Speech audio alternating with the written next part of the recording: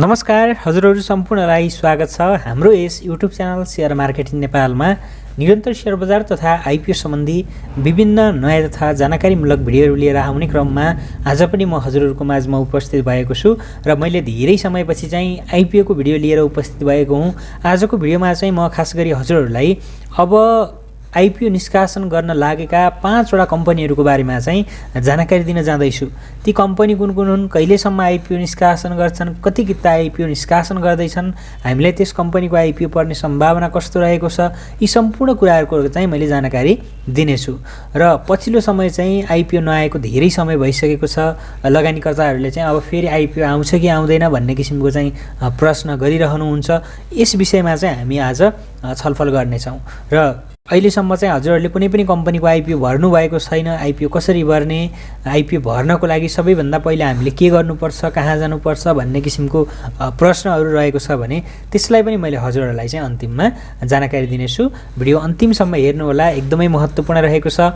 र यस्तै यस्तै शेयर बजार तथा आइपिओ सम्बन्धी विभिन्न नयाँ तथा जानकारीमूलक भिडियोहरू हेर्नको लागि हाम्रो यस युट्युब च्यानल शेयर मार्केटिङ नेपाललाई सब्स्क्राइब गर्न भने नभुल्नुहोला। र अब हामी आजको विषयवस्तुतर्फ नै लागौँ।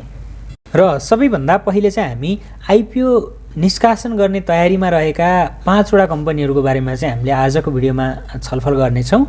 र त्यसपछि अन्य विषयवस्तुहरूमा पनि कुराकानी गरौँला। जसमध्ये चाहिँ 1 नम्बरमा इमर्जिङ नेपाल लिमिटेड रहेको छ। यसले चाहिँ आइपिओ निष्कासन गर्न लागेको छ र यसले नेपाल धितोपत्र बोर्डमा आइपिओ निष्कासन गर्नको लागि भनेर 2078 3 महिना 17 गते अर्थात् असारको 17 गते चाहिँ बोर्डमा निवेदन दिएको हो।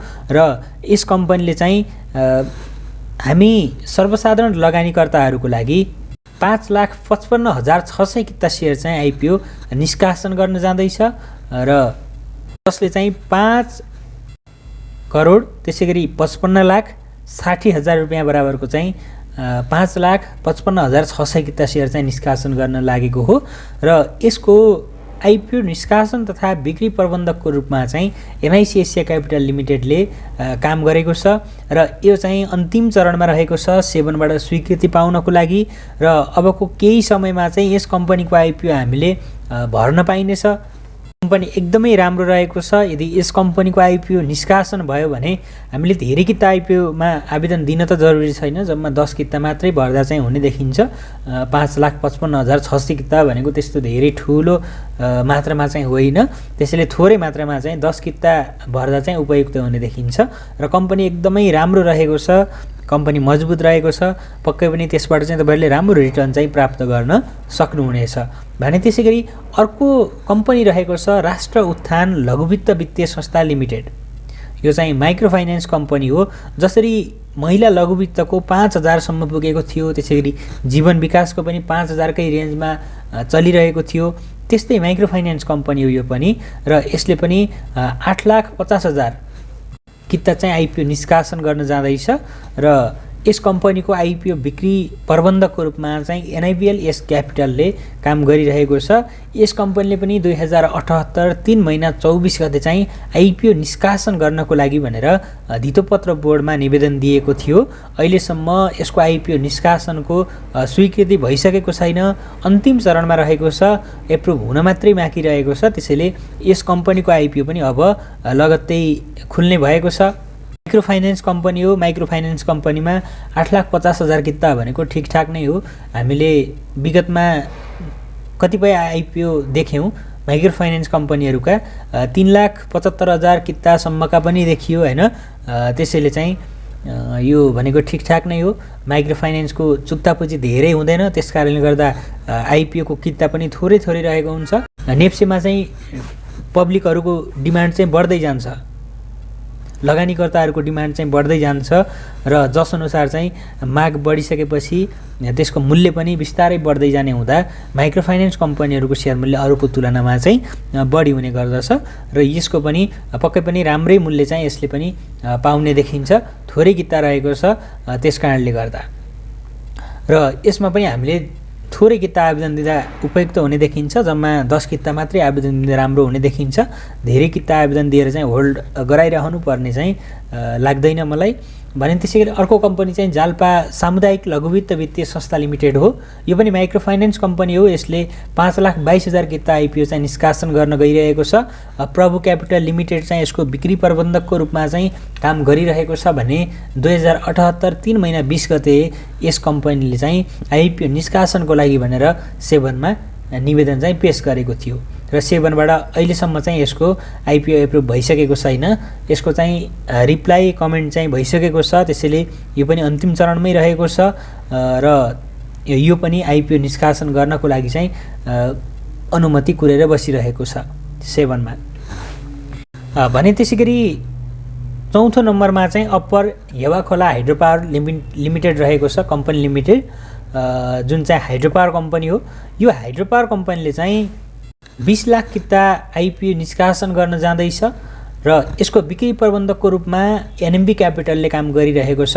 2078 2 महिना 2 गते चाहिँ यसले आइपिओ निष्कासन गर्नको लागि भनेर धितोपत्र बोर्डमा चाहिँ निवेदन पेश गरेको थियो। अहिलेसम्म यसको आइपिओ एप्रुभ हुन सकिरहेको छैन र अबको केही समयमा यस कम्पनीको पनि आइपिओ चाहिँ हामीले देख्न सकिनेछ।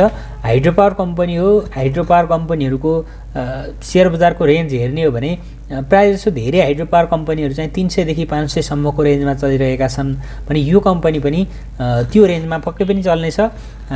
धेरै किता त छैन हाइड्रो पावरमा पनि मध्य भोटेकोसी त्यसैगरी साहस ऊर्जाको चाहिँ अलिकति धेरै मात्रामा रहेको थियो। धेरै लगानीकर्ताहरूलाई चाहिँ त्यस कम्पनीको आइपिओ परेको थियो तर यसको चाहिँ जम्मा 20 लाख किता रहेको छ र यो 20 लाख किता मध्येमा पनि यसले लोकल पब्लिक र त्यसैगरी जनरल पब्लिक भनेर चाहिँ दुईवटा चरणमा छुट्याउनेछ।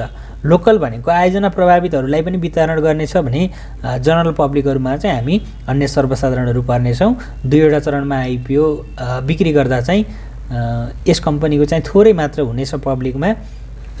त्यसैले आइपिओ पर्नको लागि त मुस्किल नै देखिन्छ यसको पनि र यस कम्पनीको आइपिओ पनि निष्कासन गर्ने चाहिँ अन्तिम चरणमा रहेको छ भने त्यसैगरी पाँचौं कम्पनी रहेको छ upper Solu hydro electric company. यसले दुईवटा चरणमै आइपिओ निष्कासन गर्नेछ लोकल र पब्लिक गरेर र यसको चाहिँ 33,07,500 किता सेयर रहेको छ जसमध्ये यसले लोकललाई पनि वितरण गर्नेछ भने जनरल पब्लिकहरूको लागि पनि त्यसैबाट वितरण गर्नेछ। एनएमबी क्यापिटलले नै यसको चाहिँ बिक्री प्रबन्धकको रूपमा काम गरिरहेको छ।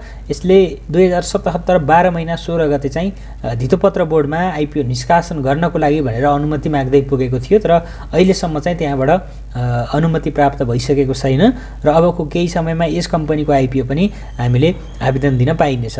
र यी त थिए अब आइपिओ निष्कासन गर्ने तयारी गरिरहेका 5 वटा कम्पनीहरू जसमा एउटा इमर्जिङ नेपाल, 2वटा माइक्रो फाइनेन्स कम्पनी र 2वटा चाहिँ हाइड्रो पावर कम्पनी।